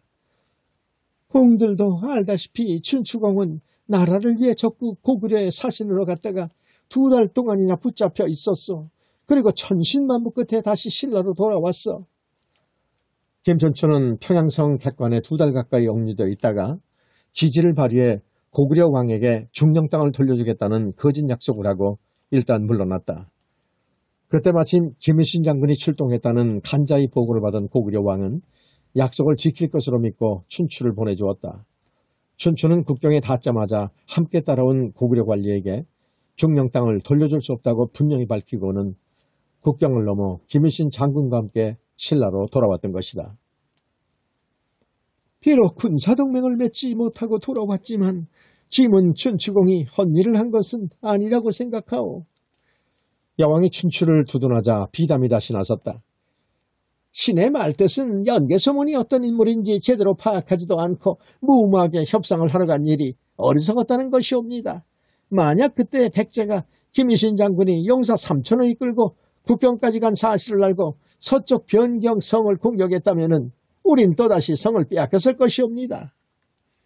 춘추가 참다 못해 반박하려 하자 여왕이 얼른 손을 들어 제지했다. 그런 다음 비담에게 물었다. 하면 공은 누구를 사신으로 보내야 한다고 생각하오? 폐하, 대하천 염종이 지난해 양나라로 가서 백제의 당항성 침략 모의를 구한 덕분에 우리 신라는 당항성을 지킬 수가 있었사옵니다. 이번에도 대하천을 보내시옵소서. 공이 이미 당나라 임금을 아련한 적이 있는지라 이번 일의 적임자라 여겼지옵니다. 여왕이 대답하기도 전에 춘추가 여왕을 쳐다보며 다시 말했다. 폐하, 신을 보내주시옵소서. 신이 기어이 당 임금을 설득하여 군사동맹을 맺을 것이옵니다. 여왕은 춘추를 보았다. 춘추의 표정이 벼랑 끝에 내몰린 사람 같았다. 여왕은 춘추의 절박한 심정을 이해했다. 군사동맹을 정말 맺을 수만 있다면 춘추를 사신으로 보내고 싶기도 했다. 허나 청한다고 해서 선뜻 동맹을 맺을 당나라가 아니었다. 동맹을 맺으려면 신라는 간이며 쓸개까지 다 내어주는 신용을 해야 할 터였다. 그런 연후 군사를 보내는 일이 당나라에 이롭다는 셈이 나와야지만 당나라는 군사를 내줄 것이다. 신라가 당나라의 처지라도 그러할 것이니 나라와 나라 사이의 관계란 그렇게도 비정하고 냉혹했다. 어차피 이번에 사신을 보내는 일은 군사동맹을 위한 첫걸음일 뿐이다. 춘추가 가든 염종이 가든 당장은 성과가 없을 터였다. 만약 춘추가 가서 성과 없이 돌아오면 춘추는 비담을 위시한 구 세력에게 더욱 공격을 받을 것이고 두 세력 사이의 패인골은 곡절로 깊어지리라. 또한 지난번 고구려와의 협상에서도 실패했는데 이번에도 굳이 춘추를 보낸다면 여왕이 조카라서 춘추를 더 감싸고 돈다는 뒷말이 돌 게 뻔했다. 품석을 대야성 성주로 임명한 것 같은 실수는 한 번으로 좋겠다. 여왕은 춘추에게서 고개를 돌려 대신들을 보았다. 당나라에 보낼 사신은 대하찬 염종으로 정하겠소. 그러자 염종이 머리를 조아리며 말했다. 폐하, 이번에 사신으로 갈 때 신의 아들 가진도 함께 데려가도록 윤화해 주소서. 가진은 범민과 더불어 여왕이 아끼는 화랑이었다. 여왕은 잠시 숨을 고른 다음 대답했다. 그리하라. 3. 폐하 가진낭이 백기를 청하옵니다. 오후에 여왕이 정무를 끝내고 내전에서 쉬고 있을 때였다. 바깥에서 시녀가 구하는 말을 듣고 여왕은 자신도 모르게 거울을 집어들었다. 예순을 벌써 넘겨버린 품위 있게 나이든 여인의 모습이 거울에 비쳤다. 여왕은 머리며 옷매무씨를 가다듬고는 거울을 제자리에 놓은 다음 천천히 말했다. 들라하라. 가진이 들어와 여왕에게 공손히 절을 했다. 여왕은 가진을 탁자에 앉게 하고 시녀에게 차를 내오라 일렀다. 폐하의 성은으로 당나라에 가게 되었사옵니다. 하해와 같은 성은 어이가 불지. 가진은 당나라로 떠나기 전에 여왕에게 인사를 드리러 들른 것이다. 인재를 발탁하고 그 인재가 뻗어나가도록 길을 열어주는 것이 임금의 책무니라. 여왕은 애써 조정대신들에게 말하듯이 사무적으로 말하고는 덧붙여 물었다. 그래, 준비는 다 했느냐? 예. 준비를 어떻게 얼마만큼 했는지 이야기하는 가진을 여왕은 가만히 바라다 보았다. 가진의 반듯한 이마와 깊은 두 눈이 눈부셨다. 보름 전 일이 생각났다. 그날 대화랑을 뽑는 무예대회가 있었다. 5 화랑이 각자 낭도들의 열띤 응원을 받으며 그동안 갈고 닦은 무예 실력을 겨루었다. 5 화랑 중에서 가진이 단연 돋보였다. 핏줄이 끌리는 범민보다 가진의 모습이 더 자주 눈에 들어왔다. 날렵한 몸매로 말을 타고 달리는 모습은 그림처럼 아름다웠다. 예상대로 가진과 범민 그리고 다른 화랑 하나가 대화랑에 뽑혔다. 3 화랑이 여왕 앞으로 나왔다. 멀리서 무예를 겨루는 모습을 보다가 바로 눈앞에서 가진을 보는 순간 여왕은 숨이 콱 막히는 듯한 느낌이 들었다. 아직 어린 소년으로만 알았는데 가진은 어느새 헌원 장부가 되어 있었다. 가을날 오후에 짱짱한 햇빛이 가진에게만 쏟아지는 것 같았고 가진의 늠름함 앞에 세상의 모든 소리도 사라져버린 것만 같았다. 여왕은 순간 멈칫했으나 이내 마음을 추스르고 큰 소리로 위엄있게 새 화랑을 대화랑으로 선포했다. 낭도들의 함성이 투명한 가을 하늘에 메아리쳤다. 그날 이후로 자주 가진의 모습이 여왕의 눈앞에 떠올랐다. 가진을 생각하면 마음이 잠자리 날개처럼 여리고 투명해져 건드리기만 해도 부서질 것 같았다. 그런 마음은 소녀 시절 이후로 처음이어서 여왕은 당혹스러웠다. 지나가 버린 눈부신 젊음에 대한 동경, 아름다운 젊음에 대한 향수인 게지. 여왕은 자신의 마음을 그렇게 단정지었다. 하지만 지금 가진을 바라보고 있노라니 그 단정에 다시금 의문이 들었다. 시녀가 차를 내왔다. 가진과 함께 차를 마시면서 여왕은 물고기 지느러미처럼 쉴 새 없이 설레는 마음을 다독였다. 내 시와 문장 또한 으뜸이더구나. 무예 시합 전에 5화랑은 먼저 글로써 겨루었다. 시와 문장을 각각 한 편씩 내게 했는데 그 또한 가진이 으뜸이었다. 과찬이었습니다. 아직 미숙한데. 가진이 겸손하게 말했다. 여왕이 부드럽게 웃었다. 특히 내 노래, 내 시 말이다. 절절하게 마음을 울리더구나. 아마도 내가 누군가를 사랑하고 있어서 그런 모양이지.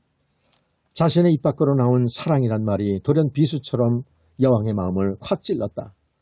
가진이 정원 여인 설아를 생각하며 그 노래를 지었을 거라고 짐작하면서 무심히 물은 말이었다. 그런데 여왕은 또다시 당혹스러웠다. 시를 지었을 때의 제 마음을 폐하께서도 그대로 느끼셨다니 영광이옵니다. 여왕의 질문에 가진이 애들로 대답했다. 이상하게도 여왕은 서운했다. 가진의 대답은 결국 설아를 사랑하는 마음이 그 시를 쓰게 했다는 것인데 마음 한구석이 베어져 나간 듯 아렸다. 여왕은 짐짓 혼연하게 말했다. 당나라에 가거든 내가 보고 느낀 것들을 글로 써서 내게 보여다오. 사실은 나도 당나라에 가보고 싶었는데 그럴 기회가 없었구나. 내가 쓴 글을 읽으면 나도 너와 함께 당나라로 들러본 듯이 느낄 수 있을 듯하구나. 그러하겠습니다, 폐하. 가진이 환하게 웃으며 대답했다. 잠시 뒤 가진은 자리에서 일어났다. 가진이 돌아간 뒤 여왕은 한동안 깊은 생각에 잠겼다. 뒤늦게 자신을 찾아온 묘한 감정에 대해 생각하고 또 생각했다. 어느 순간 깨달음 같은 번쩍임이 여왕의 마음을 후려치며 지나갔다. 아, 그렇구나. 젊음에 대한 단순한 동경이나 향수가 아니라 이건... 여왕은 자신도 모르게 다시 거울을 찾아들고 들여다보다가 도로 내려놓았다. 여왕의 입에서 조용한 한숨이 새어나왔다. 젊었을 때 내가 꿈꿨던 일이 이제야 이렇게 느닷없이 찾아오다니 잔인하구나. 이제 내가 할 수 있는 일은 그 아이와 나 사이에 놓인 긴 세월을 하염없이 바라보는 것뿐일 뿐. 마음을 닦아 부처님 세상으로 갈 준비를 해야 할 나이에 나더러 어쩌라고. 당나라는 말 그대로 대구 큰 나라였다.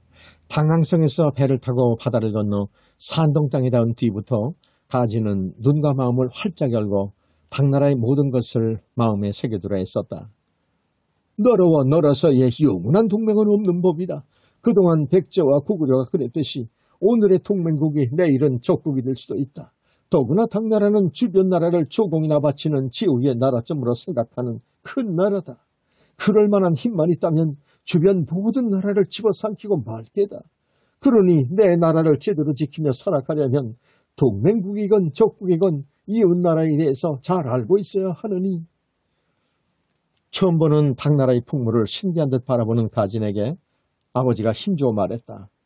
말을 타고 여러 날 동안 장안을 향해 가고 또 가면서 가진은 당나라가 정말 크고 넓은 나라라는 것을 뼈저리게 느꼈다. 영토가 넓다는 것이 이렇게 사람을 숨막히게 압도하는 큰 힘이라는 것 또한 처음 알았다. 장안성은 대국의 도성답게 크고 화려했다. 황제가 있는 황궁 및 관청이 있는 궁성과 장인들과 상인들이 거주하는 외곽성으로 이루어진 장안성은 널찍한 도로가 사방으로 뻗어 있고 시가지는 바둑판 같은 무수한 방으로 구획이 지어 있었다. 시가지는 황궁에 이르는 주적 대로를 중심으로 동구와 서구로 나뉘었고 거기에 각기 동시와 서시라는 장이 있었다. 사신들이 묵는 숙소는 관청 앞쪽 객관에 있었다. 아버지가 사신 일행과 함께 당나라 임금을 만날 준비를 하는 동안 가지는 장안성 곳곳을 둘러보았다. 동시와 서시 야시장에도 가보았다. 서라버려도 동시와 서시 같은 장이 서지만은 장안성의 장은 비교가 되지 않을 만큼 규모가 크고 화려했다. 시장에 지어자마다 여러 나라에서 모여들인 진귀한 물건들이 산처럼 쌓여 있었다. 밤에도 야시장이 열려 나처럼 붐볐고 등불들이 섬처럼 어둠 속에 둥둥 떠 있었다. 특히 놀라운 것은 서역 상인들이 버글거리는 서시였다. 생김새부터 낯선 서역 사람들과 서역의 노래와 춤, 옷과 먹을거리가 넘쳐나는 서시를 돌아다니다 보면 당나라가 아닌 서역에 와 있는 듯한 착각이 들곤 했다. 가지는 이국적인 서시를 둘러보는 것이 즐거웠다. 당나라만 해도 광활하고 넓은데 당나라 말고도 더 넓고 큰 세상이 또 있다는 것을 생각하면 가슴 한가운데 아슬한 동경의 물결이 일었다. 그러면서도 한편으로는 저 멀리 동쪽 끝에 있는 작은 내 나라 신라가 더 애틋하게 그리워지기도 했다. 신라를 떠난 지가 그리 오래된 것은 아닌데 마치 여러 해를 남의 나라에서 산 듯한 아득한 향수가 밀려오기도 했다. 가지는 어머니와 설화에게 주려고 서시에서 목걸이와 팔찌 등 예쁜 장신구들을 여러 점 샀다. 어머니 것은 우아하고 점잖은 것으로 설화 것은 예쁘고 앙증맞은 것으로 골랐다. 설화는 이찬 비담공의 막내딸로 어렸을 때 이미 가진과 정혼했다. 두 아버지들 사이가 그만큼 두터웠던 것이다. 설화의 서늘한 눈매와 단아한 모습을 생각하자 가진의 입가에 절로 엷은 웃음이 맴돌았다. 갑자기 어머니와 설화가 보고 싶었고 서라벌의 모든 것이 그리웠다. 낯선 거리며 진기한 퉁물도 좋지만 역시 가장 좋은 곳은 서라벌이었다. 이렇듯 큰 나라에 와보니 내 나라를 소중히 잘 지켜야겠다는 생각이 무시로 마음을 후려치곤 했다. 신라의 호랑으로서 사랑하는 어머니와 설화를 지키듯이 내 나라를 지키리라. 반드시 내 힘으로 지키리라. 장안선 곳곳을 찬찬히 둘러보고 살펴보면서 가지는 스스로에게 다짐하고 또 다짐했다. 아버지가 마침내 당나라 임금을 아련하러 황궁으로 들어간 날 가지는 숙소에서 쉬었다. 그동안 둘러본 일들을 차분하게 글로 정리하면서 아버지가 돌아오시기를 기다릴 작정이었다. 신라에서 보낸 군사를 청하는 국서를 보고 황제가 어떤 대답을 할지 가지는 자신이 사신이 된 것처럼 초조하고 조바심이 났다.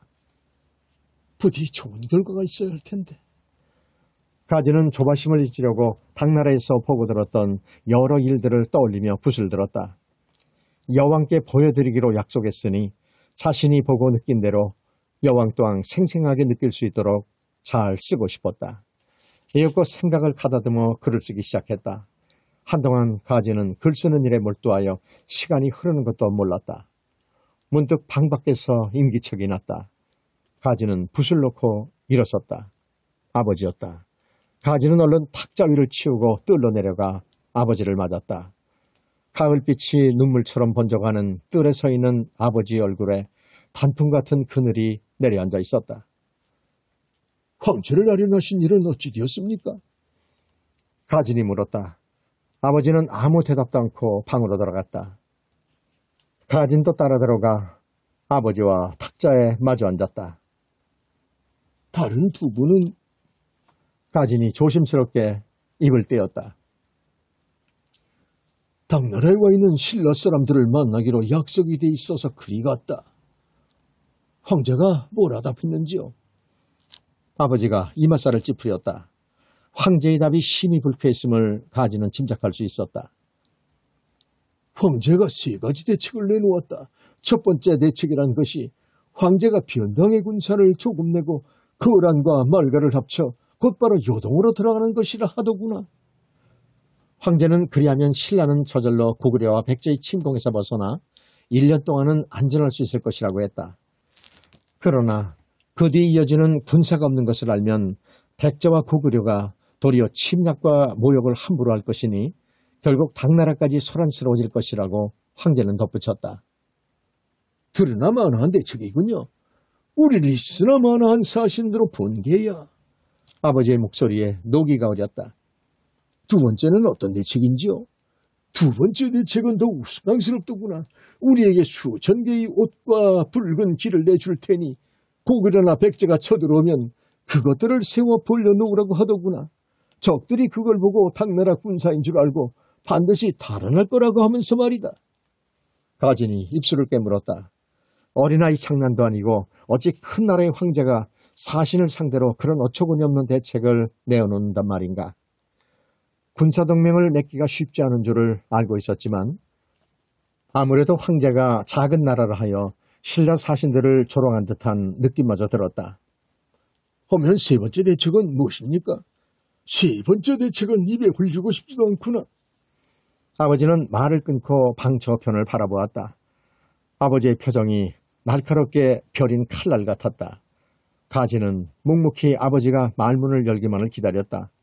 이윽고 아버지가 입을 열었다. 우리 신라는 부인을 왕으로 삼았기 때문에 이웃 나라들이 업신여겨 끊임없이 침략하는 것이라고 하더구나. 그러면서 당 황실의 종친 한 사람을 보내 신라의 임금으로 삼는 것이 세 번째 대책이라고 했다. 그러나 그 종친이 홀로 임금 노릇을 할 수는 없을 것이니 마땅히 군사를 보내 호위하게 할 것이며, 그러다 신라가 안정되면 다시 우리에게 맡겨 스스로 지키게 할 것이라고 하더구나. 가지는 저도 모르게 주먹을 불끈쥐었다. 이런 수모와 서름을 당해야 하다니. 가지는 새삼 작고 약한 내 나라 신라가 안쓰럽고 마음이 아팠다. 그럴수록 더 꿋꿋하게 신라를 지켜 당나라에 맞서고 싶었다. 불끈쥔 가진의 주먹에 한층 힘이 들어갔다. 황제의 세 번째 대책을 듣고 났더니 속이 부글부글 끓어오르더구나. 그건 힘도 안 들이고 신라를 통째로 삼키겠다는 말이나 마찬가지지. 당나라 종친이 신라를 다스리다니 어찌 그런 모욕까지 당해야 하나 싶더구나. 신라가 당나라만큼 큰 나라였다면 감히 부인을 왕으로 어쩌고 하는 말 따위는 꺼내지도 못했겠지. 아비는 그것이 더 분했다. 마음 같아서는 죽을 각오를 하고 황제의 말에 항변하고 싶었지만 먼 당나라의 도움을 구하러 온 처지로 두 나라 사이에 문제를 일으킬 수는 없는 일이 아니더냐. 아버지가 긴 한숨을 토하더니 말을 이었다. 황제가 세 대책 중 어느 대책을 따르겠냐고 묻기에 일개사실로 나라의 중대사를 독단으로 결정할 수 없고 다만 황제의 뜻을 신라 조정에 전할 따름이라고 애들로 대답했다. 그 말을 끝으로 방 안에 한동안 침묵이 흘렀다. 결국 당나라는 진심으로 우리를 도울 생각이 없군요. 당나라가 원하는 것은 우리 신라를 집어삼키는 것뿐인 듯합니다. 할 수만 있다면 당나라는 삼국을 다 집어삼키고 싶을 겁니다. 이윽고 가진이 천천히 깊은 생각 뒤에 결론을 내린 듯이 말했다. 아버지가 고개를 끄덕였다. 아비도 그리 생각한다. 어찌 생각하면 당나라는 백제나 고구려보다 훨씬 위험한 적국인지도 모른다.